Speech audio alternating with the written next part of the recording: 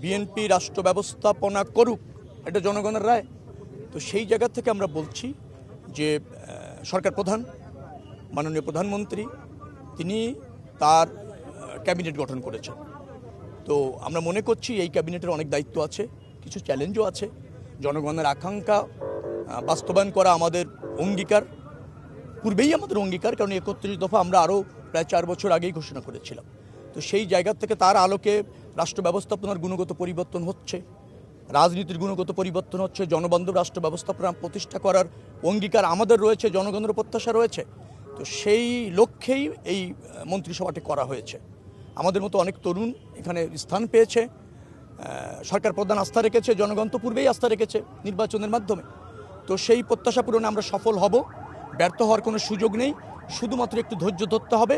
নিশ্চয়ই দ্রুততম সময়ের মধ্যে এই দপ্তরগুলি, যেটা আমার দায়িত্ব পড়েছে দেখভাল করার, সেটা সেই জরাজীর্ণতা যদি থেকে থাকে সেটাকে রিফর্ম করে, জনবান্ধব করে, জনকল্যাণে আপনার ফাংশন করানোর জন্য প্রস্তুত করা হবে, কার্যকর করা হবে। কোনোভাবেই দুর্নীতি সহ্য করা হবে না। এটা হচ্ছে সরকার প্রধানের অঙ্গীকার, আমাদের অঙ্গীকার। দুর্নীতি আছে পর্যায়ক্রমে, যেখানে যেখানে দুর্নীতি যেভাবে আছে সেটা পর্যায়ক্রমে চিহ্নিত করে সেই পথরুদ্ধ করা হবে।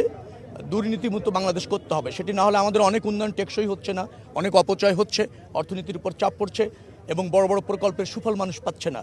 সেটা বাংলাদেশের চলতে দেওয়া থাকুক, সেটা এই সরকার চাইবে না। নিশ্চয়ই পর্যায়ক্রমে হবে। বড় প্রকল্প, সব প্রকল্প কিভাবে চলবে সেটা ক্যাবিনেটে নিশ্চয়ই সিদ্ধান্ত হবে। তবে আমরা ইতিমধ্যে জেনেছি কিছু প্রকল্প আছে যা আপনার ব্যয় অত্যন্ত বেশি, কিন্তু সেইভাবে জনগণ তার থেকে সুফল পাওয়ার সম্ভাবনা একেবারে কম, অপচয়। সেইগুলি থাকবে কি থাকবে না সেগুলি পর্যালোচনা করে সিদ্ধান্ত হবে। কিন্তু আমরা চাচ্ছি আর্থসামাজিক উন্নয়ন, আমরা চাচ্ছি স্কিল ম্যান পাওয়ার তৈরির থেকে গুরুত্ব দেওয়া, বিশেষ করে শিক্ষা খাত, স্বাস্থ্য খাত, এগুলিকে ঢেলে সাজানো এবং অন্যান্য দপ্তর যেগুলি আছে সেগুলিকে অত্যন্ত ট্রান্সপারেন্ট করা। অর্থাৎ জনগণ জানতে পারবে তার জন্য ওই মন্ত্রণালয় কী করছে। যে সরকারটি আছে আগে শুধু বিরোধী দলের কাছে আপনার জবাবদিহি করতে হতো, এখন যে পার্লামেন্ট তাতে আপনার সরকারি দলের কাছেও জবাবদিহি করতে হবে। কারণ সরকারি দলের সদস্যরাও কিন্তু আপনার সরকারের জনহিতকর কোনো কাজের বিরুদ্ধে, প্রয়োজন নেই এরকম কাজের বিরুদ্ধে কিন্তু ভেটো দিতে পারবে, ভোট দিতে পারবে। যার ফলে আইন বিভাগ, আমি বলছি পার্লামেন্ট, শুধুমাত্র আগে সরকার নিয়ন্ত্রণ করতে পারত ব্রুট মেজরিটি হলে, এবার কিন্তু তা থাকছে না। এবার কিন্তু সরকারি দলের মেম্বার অফ পার্লামেন্টরাও সরকারের বিরুদ্ধে অবস্থান নিতে জানবে, পারবে।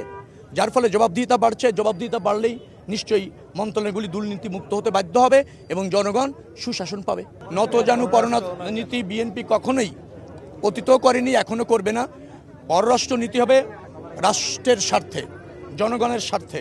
কোনো বিশেষ গোষ্ঠীর কাছে আত্মসমর্পণ নয়, অথবা কোনো বিশেষ গোষ্ঠীর সাথে বিশেষ সখ্যতা নয়। সখ্যতা এবং সম্প্রীতি সেখানেই হবে যেখানে বাংলাদেশের স্বার্থ প্রাধান্য পাবে, দেশের মানুষের স্বার্থ এবং বাংলাদেশের স্বার্থ যেখানে রক্ষিত হবে সেভাবেই পররাষ্ট্রনীতি চলবে। গতকালকে আমি 3 জন সচিবের সাথে বসেছি, উনারা আসছিলেন, আজকে যাচ্ছি, দেখব যে অভিযোগটা কোন পর্যায়ে আছে, কিভাবে আছে।